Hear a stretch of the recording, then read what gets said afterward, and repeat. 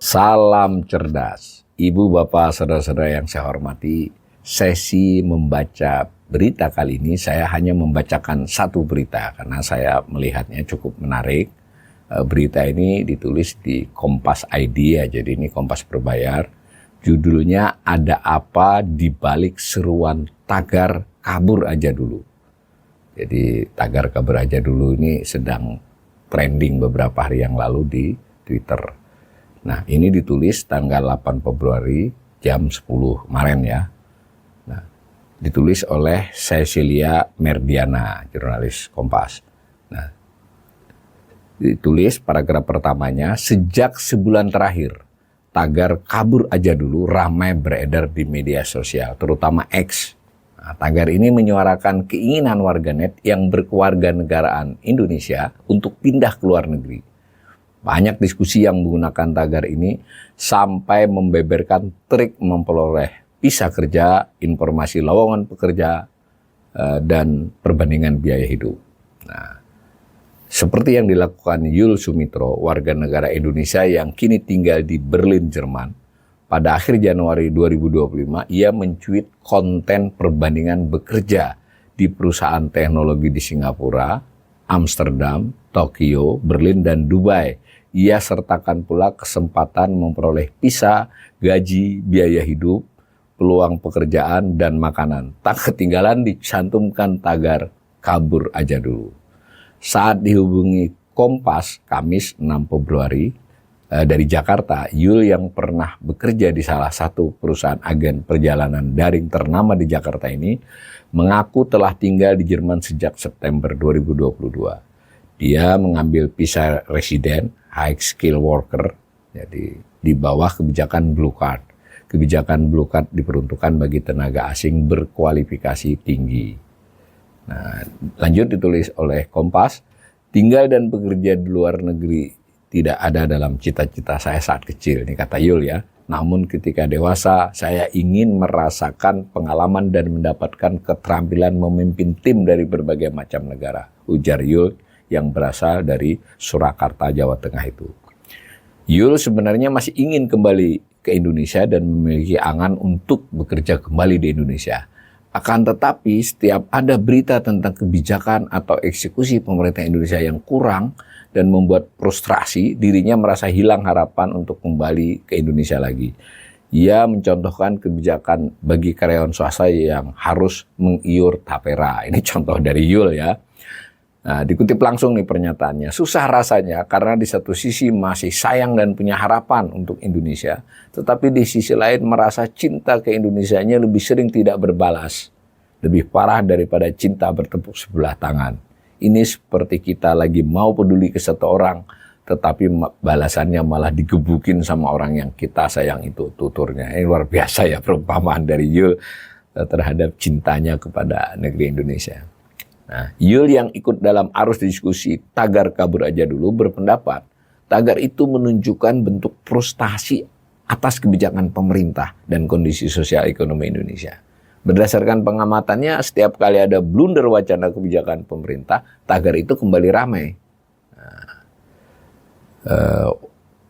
Kompas melanjutkan ya, warga negara Indonesia lain, Ardianto Satriawan, saat ini sedang mengajukan visa permanen residen ke pemerintah Korea Selatan.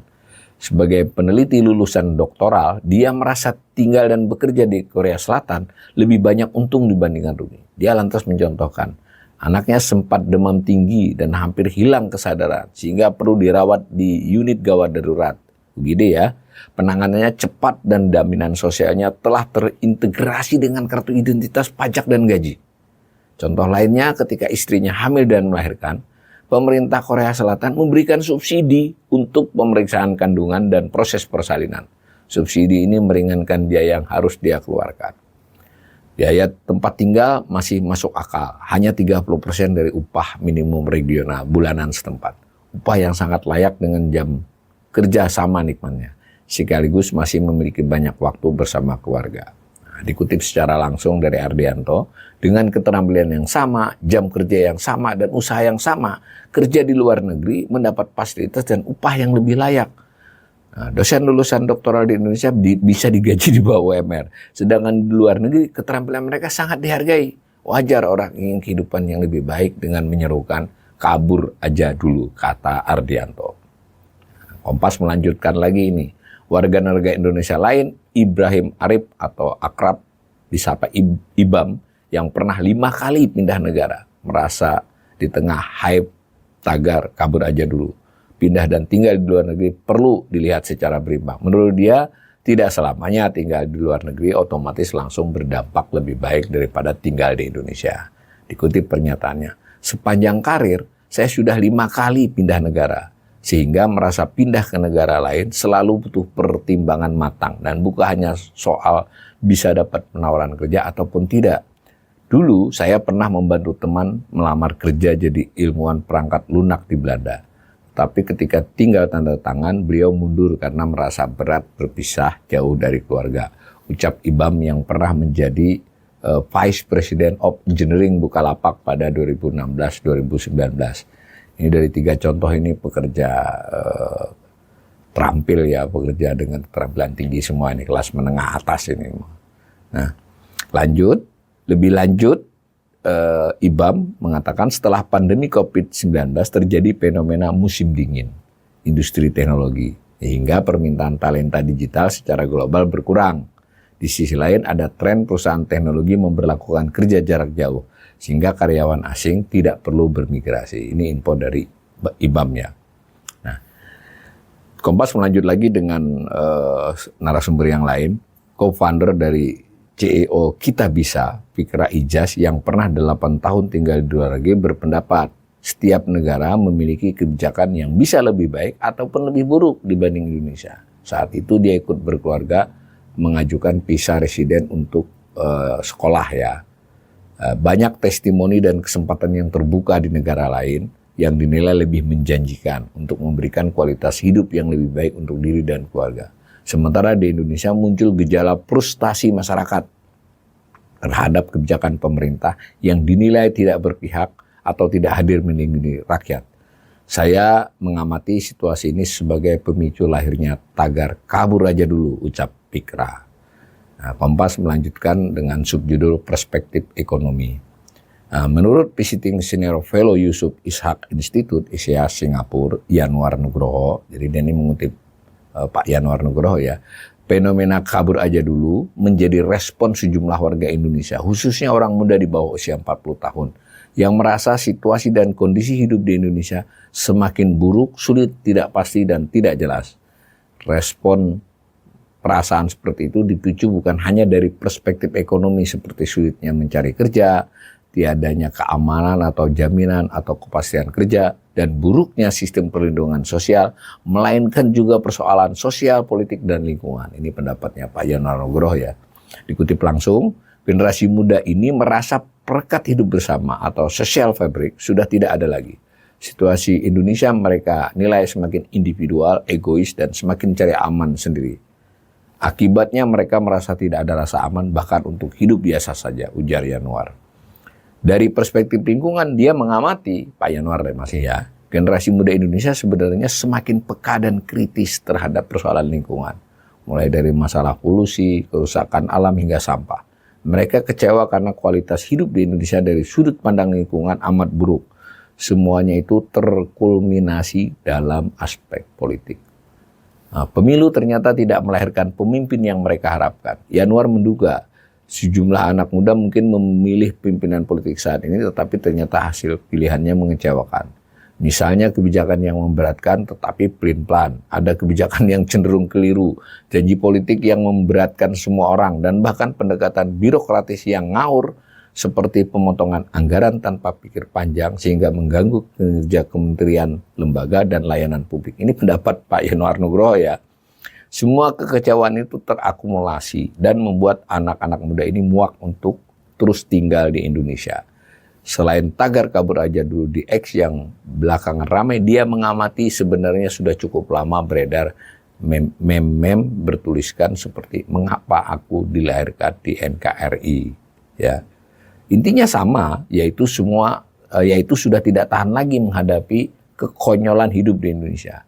Apalagi saat mereka tahu banyak negara kaya membutuhkan warga negara baru karena populasinya menua. Seperti Jepang dan beberapa negara Skandinavia. Banyak yang sudah mencoba memulai peruntungannya di sana, kata Yanwar. Nah, fenomena sejumlah warga negara suatu negara kabur ke luar negeri bukan hal baru. Negara berkembang lain seperti India, Pakistan, Vietnam, dan beberapa negara Afrika pernah mengalami fenomena serupa. Khususnya ketika negara tersebut masih dalam keadaan sulit sampai akhir 1990-an. Motivasi keluar saat itu ialah mencari penghidupan yang lebih baik dan lebih aman.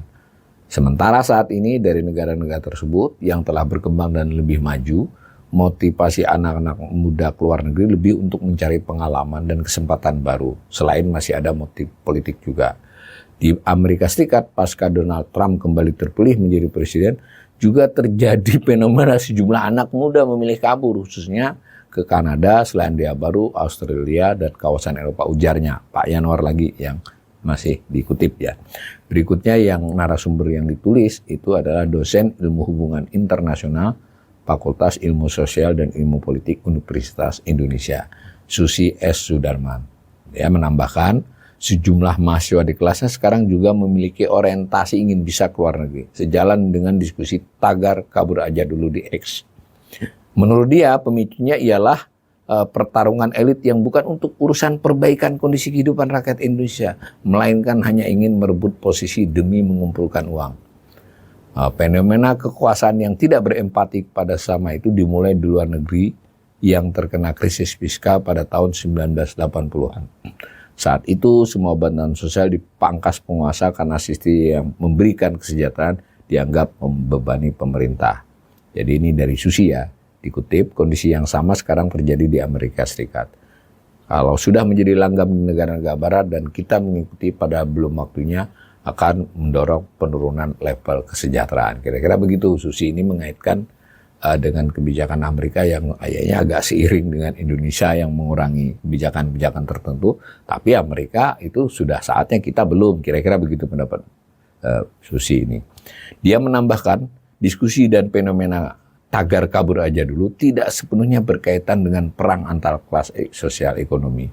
Kebanyakan warga negara Indonesia yang memutuskan keluar dari Indonesia karena semata-mata ingin menikmati adanya hukum yang adil. Saya kasih komentar sedikit dari berbagai kutipan tadi. Ini menurut saya bagus, ini tulisan Kompas ID ini, tulisan jurnalis ini betul merupakan pandangan dari orang-orang yang mereka kontak, yang sebagiannya adalah memang pekerja kelas tinggi ya, keterampilan tinggi. Sebagian lagi adalah memang ahlinya, Pak Yanwar dan Bu Susi ini. Tapi cara menyajikannya menggambarkan sudut pandang tertentu yang melihat ada masalah yang tengah berlangsung dalam dinamika kebijakan dan kehidupan di Indonesia.